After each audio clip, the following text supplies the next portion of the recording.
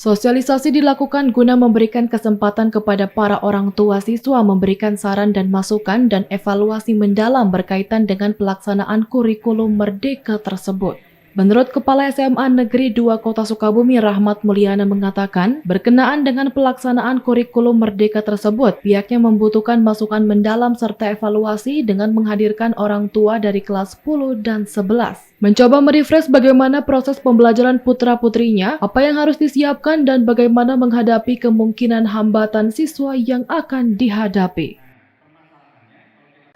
Alhamdulillah pada hari ini, pada kesempatan ini merupakan rangkaian kegiatan dari sosialisasi kurikulum Merdeka.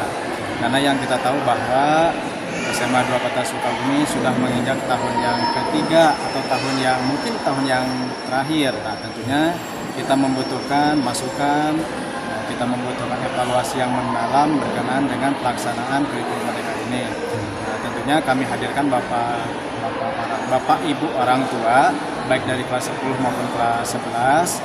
Kita mencoba merefresh kembali bagaimana proses pembelajaran putra-putrinya, apa yang harus disiapkan, bagaimana kita mengantisipasi berbagai macam hal yang mungkin dihadapi atau menjadi hambatan buat putra-putrinya.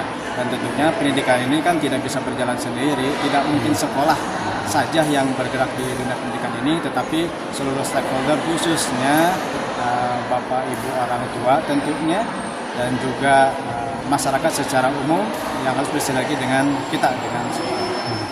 Sementara itu, SMA Negeri 2 menyatakan pendidikan tentunya tidak bisa berjalan dengan sendirinya atau hanya mengandalkan sekolah saja. Namun demikian perlu adanya dukungan dari semua pihak, khususnya stakeholder, orang tua dan juga masyarakat pada umumnya. Dari Kota Sukabumi, Muhammad Ujang Heriaman melaporkan.